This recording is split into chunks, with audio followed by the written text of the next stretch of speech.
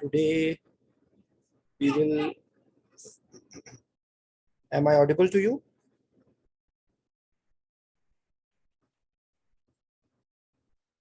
Yes, sir. Okay, so today we will just try to discuss about hypertension in perioperative period. Okay, so you may be encountering it when surgeon is telling you for because in some part of the world there is no there is specialized pre-anesthesia clinics. Okay, otherwise either you will be in pre-anesthesia clinic or you are evaluating in the ward. Okay, or if it is an emergency, maybe in ER, or patient is you are evaluating as an emergency case directly landed to OR. Okay, so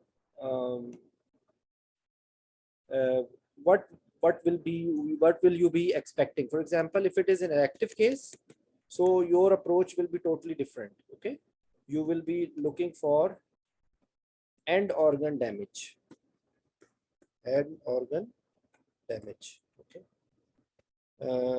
We have discussed in detail about this topic with this perspective. You can listen to the recording because it will not be possible for me. I'm just trying to handle this topic in a different way today. Okay, so the end organ damage is because of micro and macrovascular complications, and it is in eye, it is in kidneys, it is in heart, it is in brain, and it is in the form of peripheral vascular disease. Okay, so this is if it is an elective case, according to the end organ damage, you will be evaluating the patient on the basis of history, examination, investigation. Okay, so this is one thing. Now, for example, if you have a scenario that you don't have time for this thing, okay, and you are having an emergency sort of case, and the blood pressure is 200 by 110. Okay, so first of all, what will you do? You are facing this case coming for an emergency surgery. Okay, and the blood pressure is 200 by 110. So what would you be thinking? We have to have large bore IVs.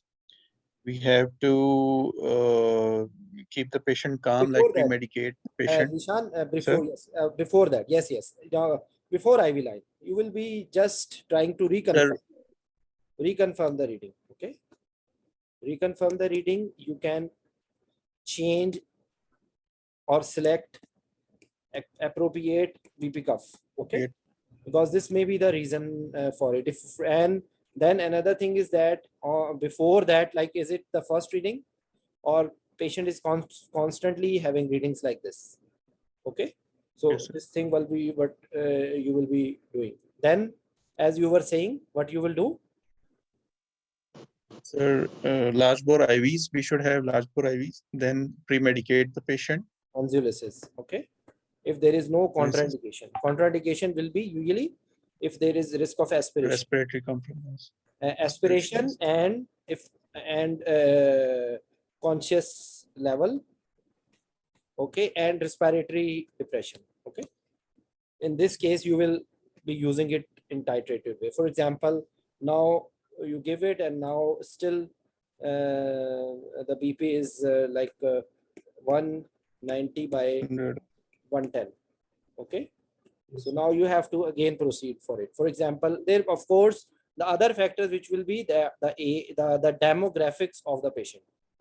Okay, demographics of the patient.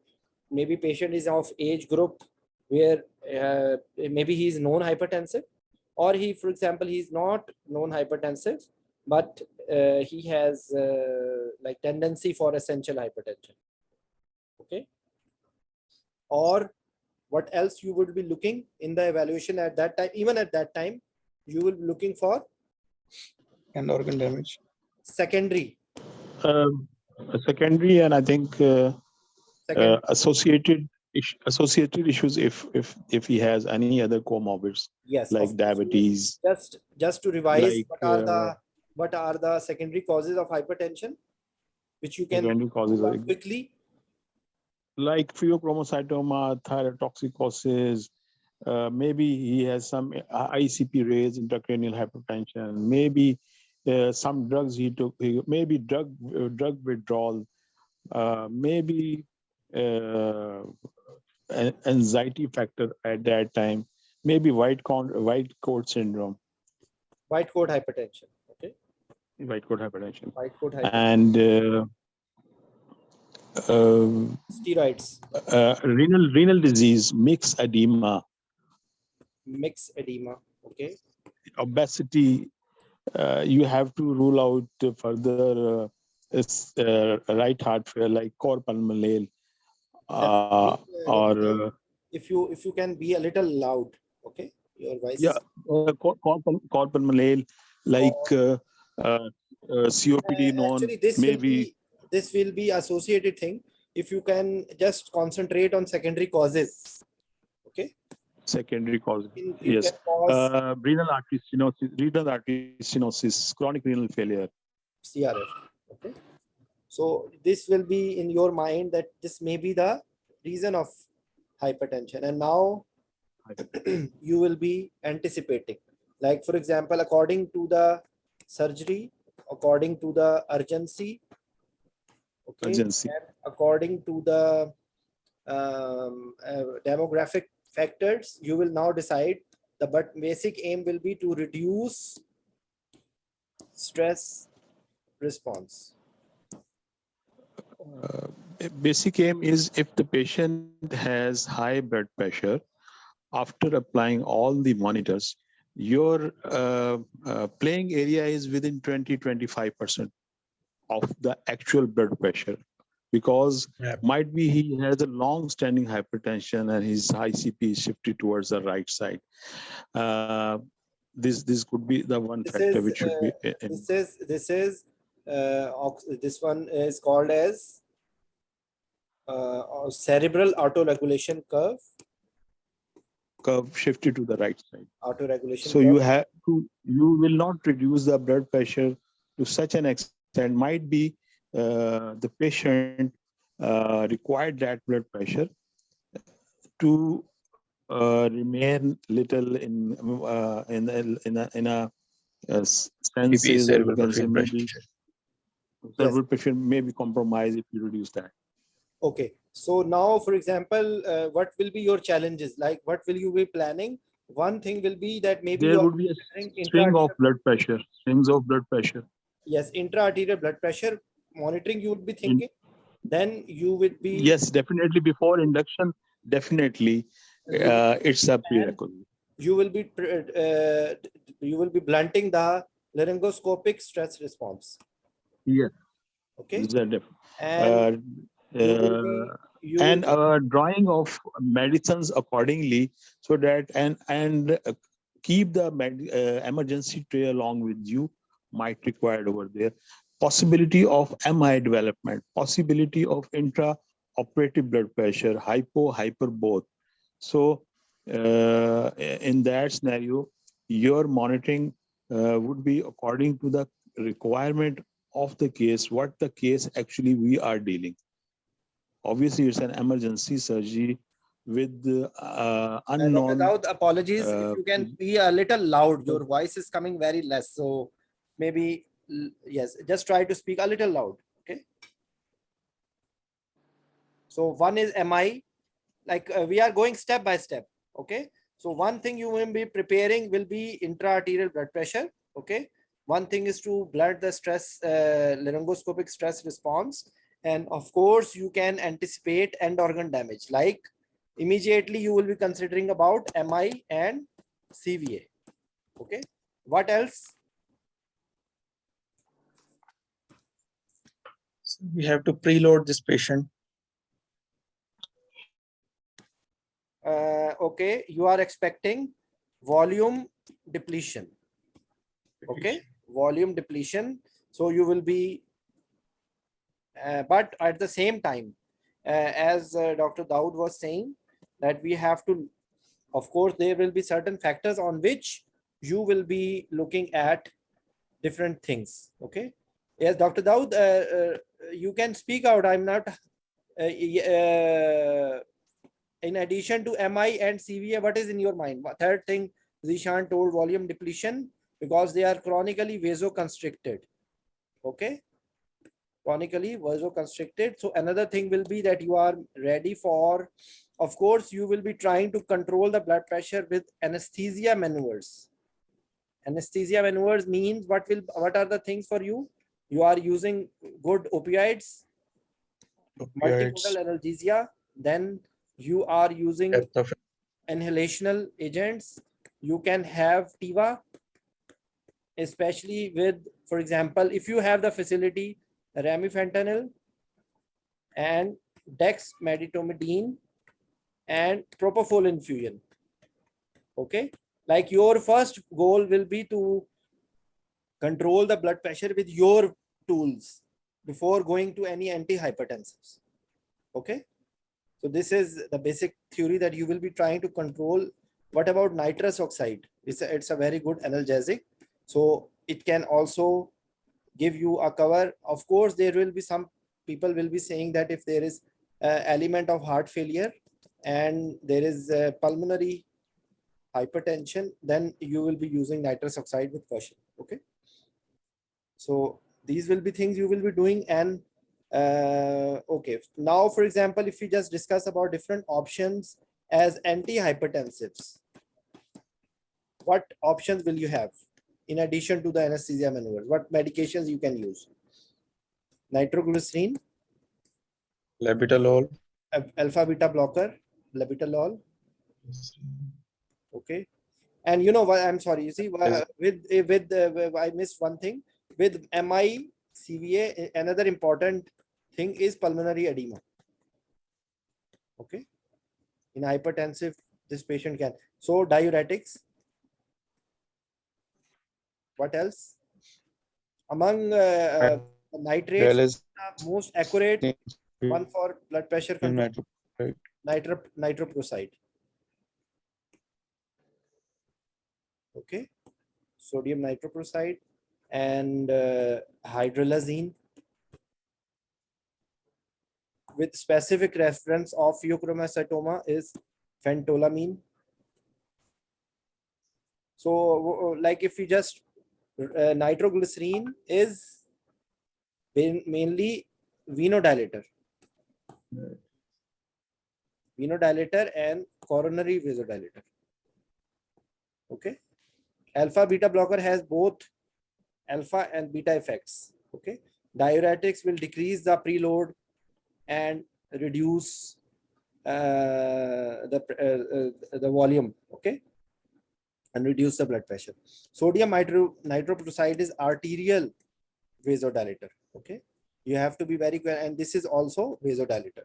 So whenever you are using vasodilators, there are chances of reflex tachycardia. Okay, so you have to be careful, and especially when you are using strong vasodilators like nitroprusside or hydralazine, or so you need phentolamine. You need to have intra-arterial blood pressure monitoring specifically. Okay.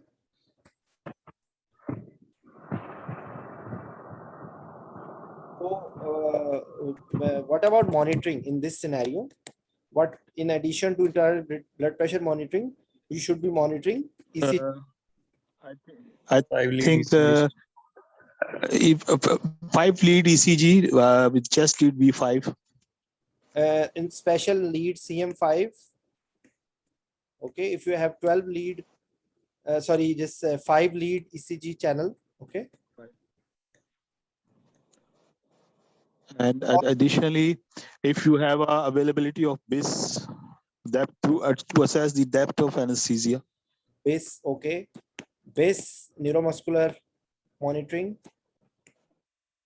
Neuromuscular monitoring. But before that, before telling neuromuscular monitoring and BIS, you should be telling about cardiac output monitors. Cardiac output. Basically, if you have a transesophageal echocardiography, so assessment of the stroke volume index. So I think if available, one Because should you be are definitely. in hypertensive patient, you are expecting ischemia, you are expecting arrhythmias, and you there may be infarction and heart failure. Okay, with reference to heart, you are expecting these things. So with T, you can have segmental wall motion abnormality. Okay, with CVP or Transvalvular gradient also. with CVP, you can have a good volume status and filling pressures, cardiac filling pressures. Okay, with the help of CVP and bulb. And in cardiac output monitors, you will also be able to get volume status and stroke. This one, sorry, cardiac output, and you are also having some information about the SVR. Okay, so you can have a better control on the hemodynamics. Okay, so as And then urine output should be monitored. Urinary catheter should be passed, urine output, because if you giving vasodilators or you are giving diuretics, diuretics. so urinary catheter should be passed. Yes. Okay. What about fluids? Crystalloids versus colloids. As we First option is crystallite crystalloids. Okay, but if, for example, or special we plasma light is appropriate, plasma light. Just a second. My question is or that ringer lactate. just a second. Just a second. Yes. We are expecting Yes. that this patient was volume deficient. Okay, so this is a scenario as especially occurs in pre-eclamptic patient. Okay, pre-eclamptic patient, if you are giving regional central neuraxial block, it is always advisable to volume load, because suddenly blood pressure will fall down. Okay, so now, for example, if you have to choose between crystallite and colloid, of course, always crystalloids have less side effects as compared to colloid. But if, for example, if the patient has limited cardiac reserve, okay, it is then blood is the, or colloid is the appropriate. better to give colloid. And among colloid, 5% albumin is the least problematic. Okay, and then he's sterile and galofendin.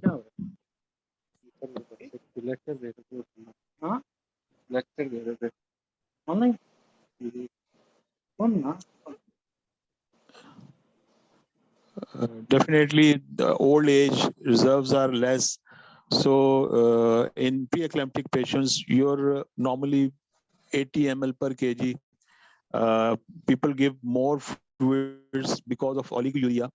So just to improve that, rather than to improve it, it may land up into pulmonary edema. Yes. So if the case is pulmonary, definitely. But in pheochromocytoma, you can give generously fluid. So case to case, definitely vary. If the patient is old age, colloid,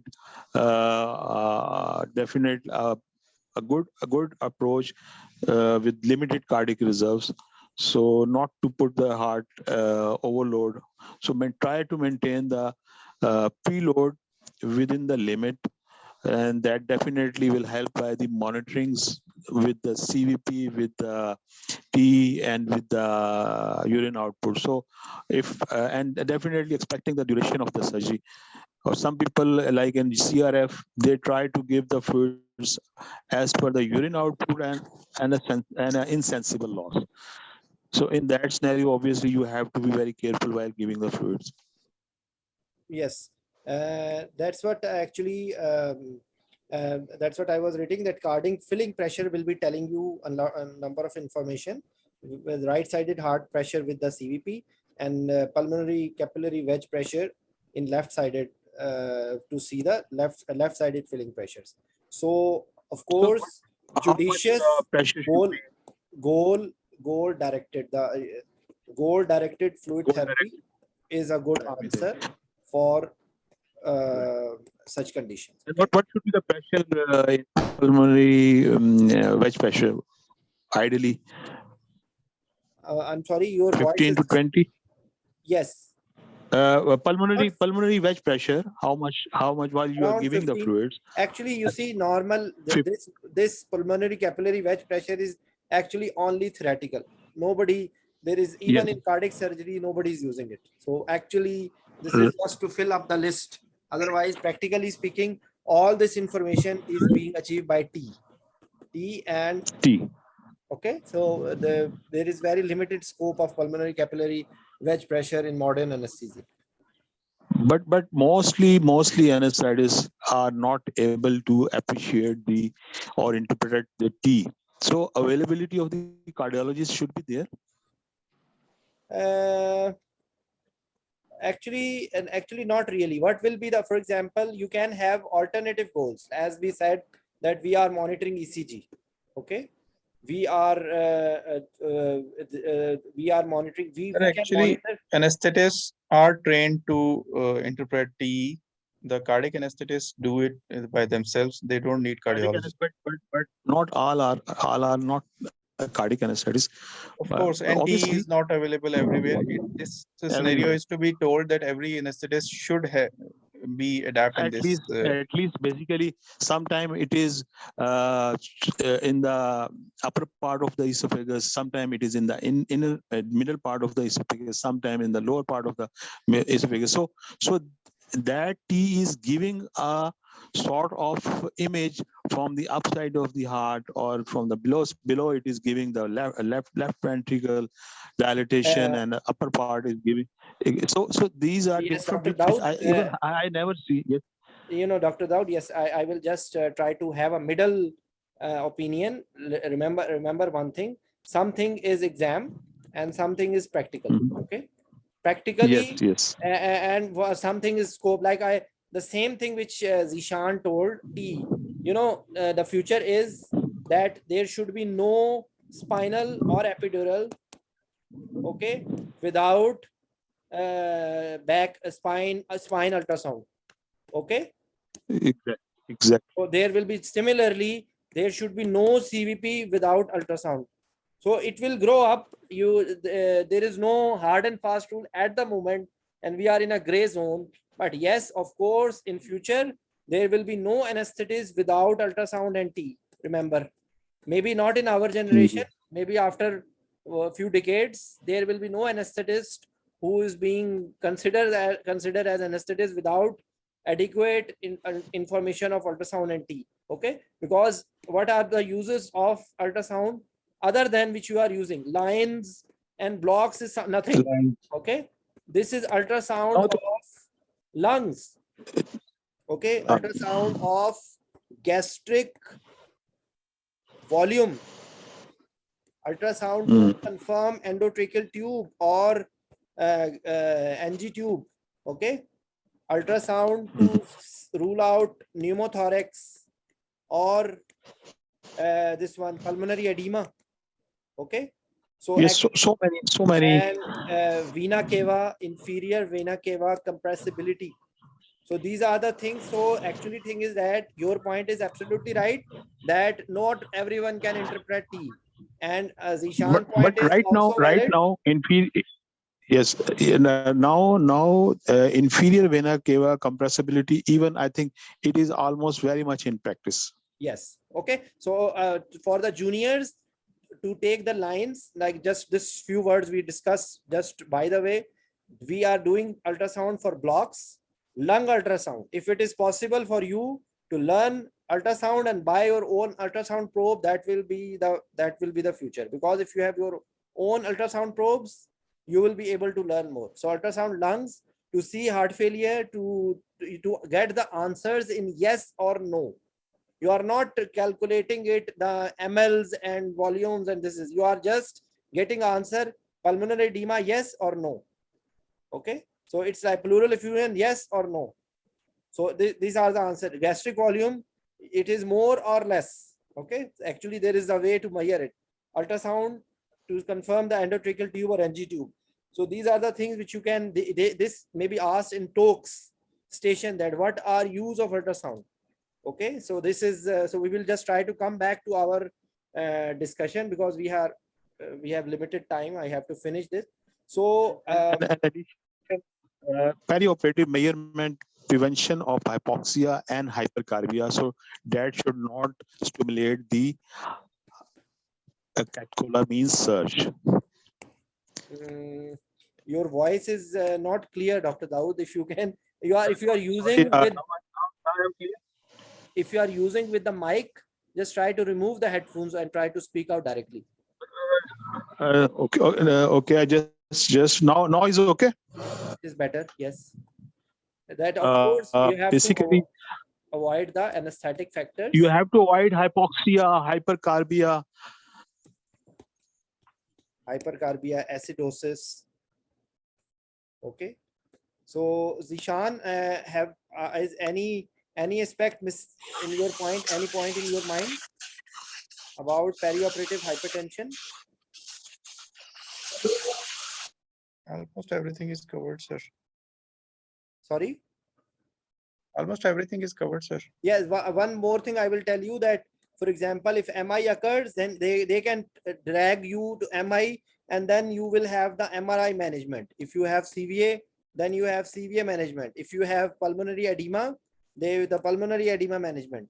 Okay. So actually, and then actually the common is arrhythmia, among the common arrhythmias, PVCs. This can occur with relation to hypertension. Okay. And as we discussed, they start usually 20 to 25%. And there is another word they can ask you is about what is ambulatory blood pressure monitoring. Okay.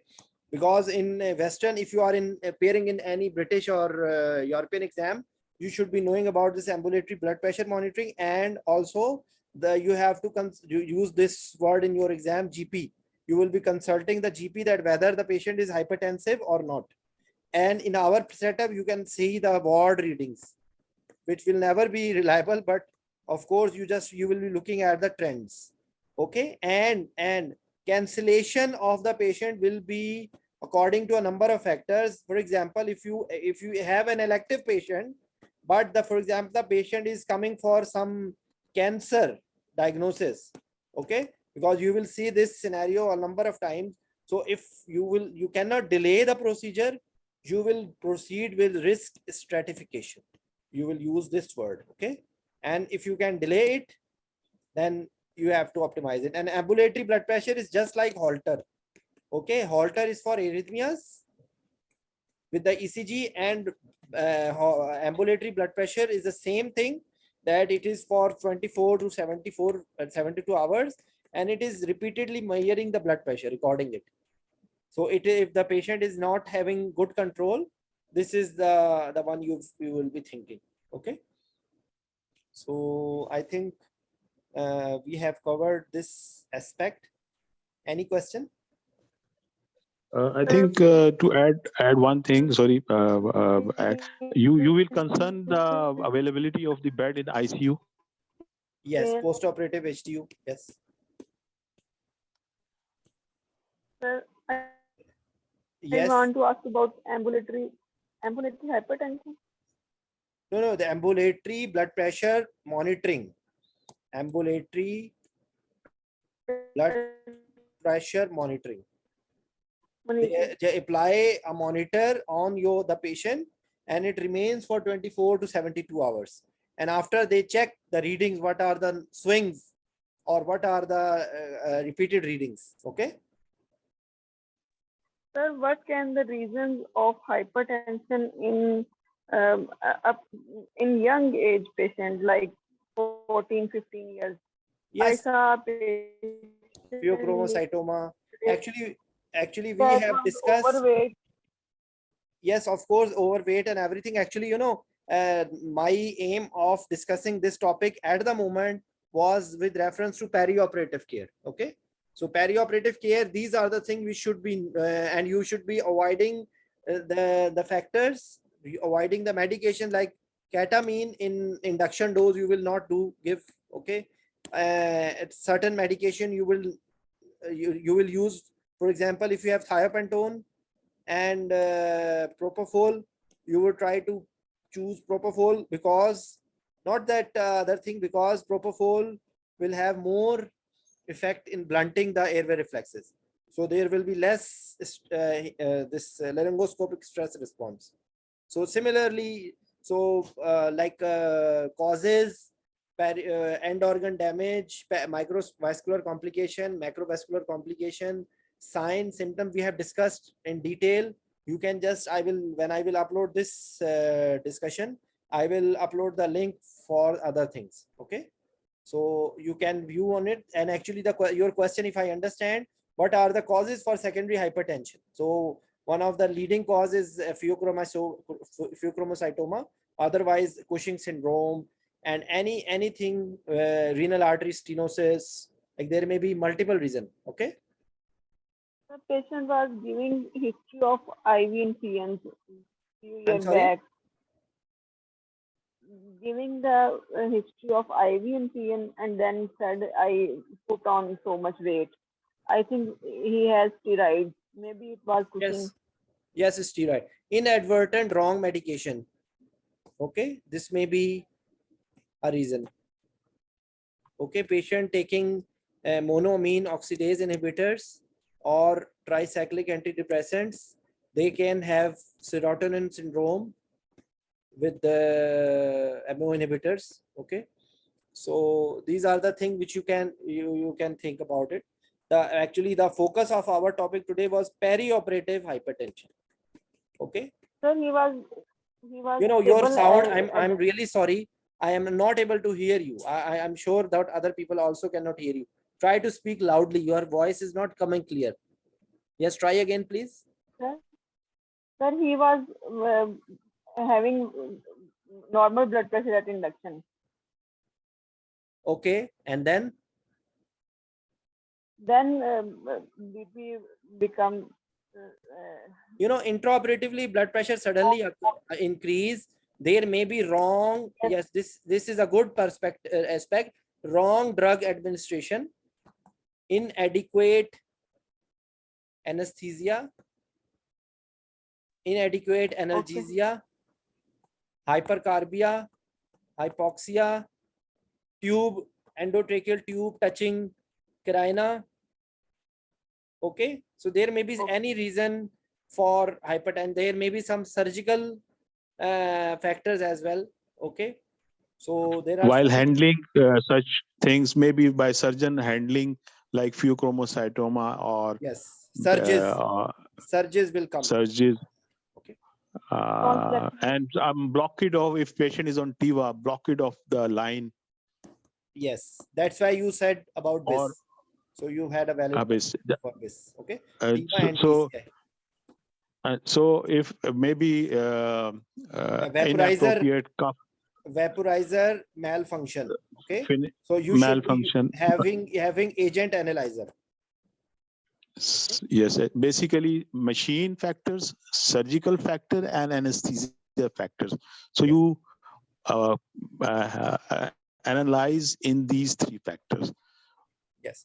Okay, everybody. Thank you very much. We will.